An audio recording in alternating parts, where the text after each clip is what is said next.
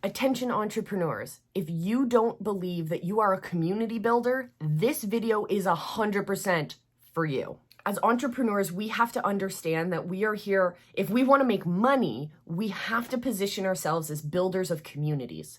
If we want to have a movement of people who are really going to radically change the way that we do anything, we do business, we do walking, we do the world, we have to understand that we need to build that community first. I'm sure you've heard my story that I used to think that I could be an overnight success and build my business in complete isolation, and I quickly realized how wrong I was. I didn't realize it quickly enough, but I eventually did come to realize this, and boy, oh boy, the kind of jet fuel a community will pour on your movement is, you can't buy that kind of success anywhere. When you change your focus and you start to think about building your business as building a community of customers and a community of like-minded businesses around you, that's when it's going to radically change the trajectory of your business altogether. So if you want to know about that and more, stay tuned, because in this video, I'm going to show you, we're going to answer the simple questions of who, what, and why. So stay tuned.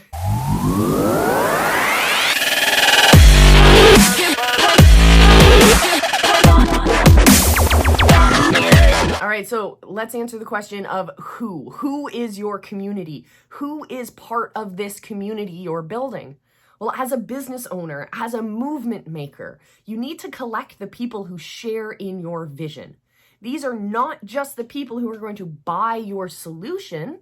As entrepreneurs, we are problem solvers. They're not just the ones who are buying your solution. When we look at our social media metrics, we can see that we can divide our people up into two different groups. We have what we call the 99%, which is the vast majority of people on social media, and we call those the lurkers. They just like the posts that you share. They're drawn to your aesthetic. They maybe like the quotes that you post every once in a while, or they're into following you. These, in that group of 99, this is where I find my family members, because they love and support the fact that I am running a business. They think that's really cool and they want to support that, but they're not my ideal customers. So they're not taking action. They're not the ones who are purchasing my products because I'm not offering solutions targeted towards them. I'm offering solutions targeted to another segment of my group. So you have your 99%, which are your lurkers. They're the ones who are just casually consuming your content, but they're not engaging. They're not buying. They're not taking that next step. And that's okay. They may need more time to warm up, or maybe they just follow you for a completely different reason, and that's cool too. On the other side, we have what we call the 1%.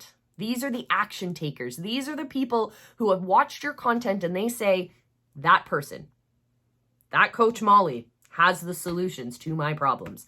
Not only does she have the solutions to my problems, but she is the only solution to my problems. They have watched your content. They have been warmed up to what you do and how you solve problems. So they have chosen to take that next step. They have chosen to purchase your products, to join your programs, to get deeper involved in what you're doing.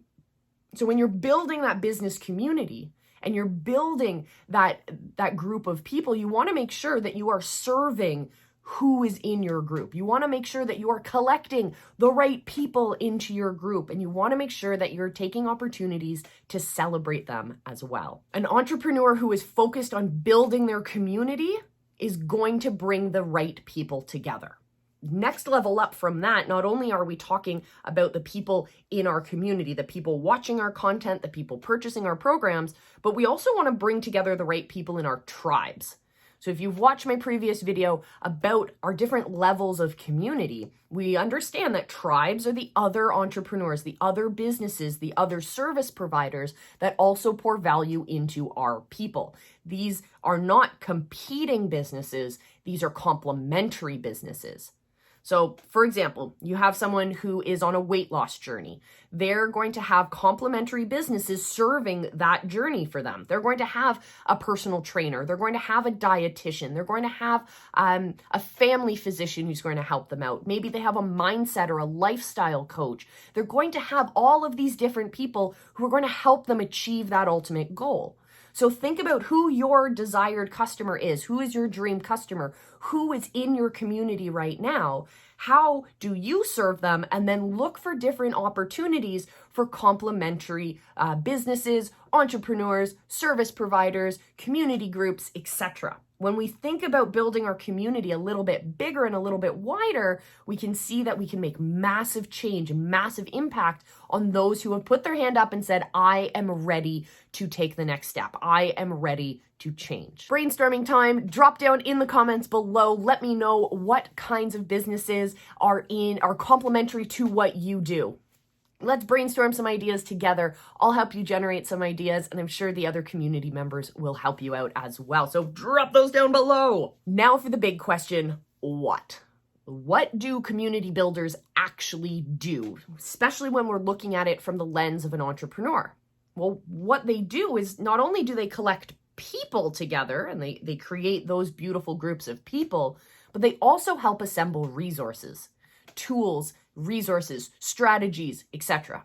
This is great news for all of you coaches who are used to creating training materials, who are used to help walking people through processes. As you refine those processes, as you're constantly evolving those processes, you're also going to be finding tools. You're going to be finding shortcuts. You're going to be refining that process. And as you do that, as you're constantly sharing those tools, you're sharing them with your community. Those community members are now able to achieve those tangible results faster than they would have previously. I like the example of looking at the lovely Catherine Jones and her CF Design School. She started CF Design School before she even called it CF Design School, where she was just walking people through a framework that she had developed. And eventually, after iteration after iteration, after new clients and different perspectives and feedback on that system, she refined it to the point that she's created this beautiful course, the CF Design School. And in there are a slew of different tools and resources that she has collected over the development of this program. Those are the tools that help skyrocket people's success. She created this course and it evolved so much that she actually went back to the first customer when she was just walking through the framework one-on-one with people as it was still in its infancy.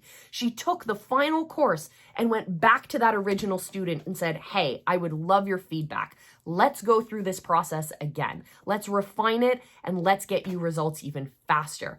And boy, oh boy, the feedback from that customer is beautiful. It is so cool to see what happens when not only are you building a community of people, but you look deeper and think, how can I as an entrepreneur, how can I as a problem solver address those concerns and help make people achieve things even bigger than they thought possible?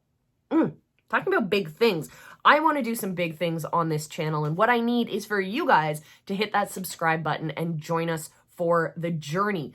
We're growing in ways that we never thought possible. We have videos coming out that are topics I am so excited to share with you guys. So definitely come along for that journey because it's going to be worth it, I promise you. Now, it is absolutely essential that you as an entrepreneur think of yourself not just as a business owner, not just as a movement maker, but as a community builder. And it's absolutely essential for a few different reasons. The first thing you need to do is start identifying strengths. Identify strength within yourself, identify strength within your staff team, identify strength within your community as well. I love the story of Russell Brunson and Todd Dickerson and how ClickFunnels evolved. So Russell Brunson, great entrepreneur, he's a big marketing guy, direct marketing and sales kind of guy.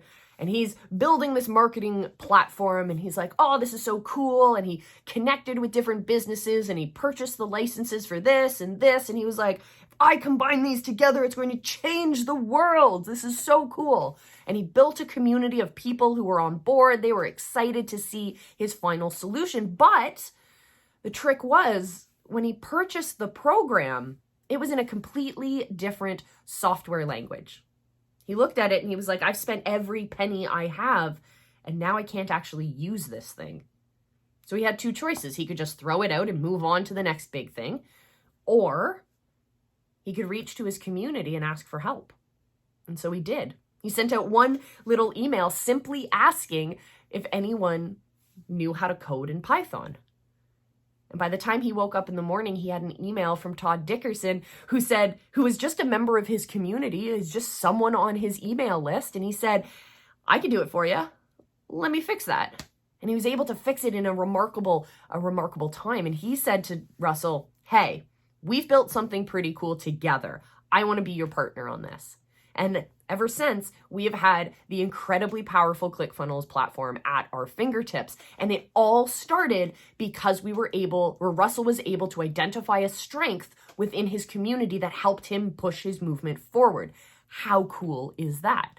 So are there opportunities in your community that you already know about, strengths that people have that you already know about, that you can start to tap into and bring into your community that will push your movement forward, that will help you grow your business? Are there connections that are just out of reach that you could help with as well? And hey, are there people who are just out of reach who are also tangentially connected to people who are already in your community? Because that's just a simple ask. It's 6 degrees of separation to Kevin Bacon. All you have to do is ask your community and say, hey, does anyone actually know this person? Can you guys by any chance connect me to this person or help me connect to this person?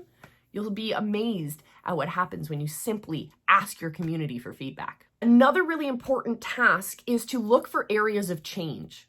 When we ask for feedback from our communities, when we look around at our communities, we can see that there are places that we might need to pour some improvement into. We can do this again by asking our people for their feedback or by simply stepping back and looking at what's happening. As an entrepreneur, your first job is to make sure that you are solving problems, identifying problems and creating solutions.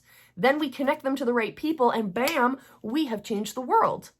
So look for those areas of improvement in your communities and help push that momentum forward every single day. And finally, the most important part in my brain is to make sure that you're looking for collaborative opportunities. We touched on this when we talked about Russell and Todd. We talked about this when we've connected to Jim Beard and the show. We are all about looking for connections and collaboration because together we are way, way stronger.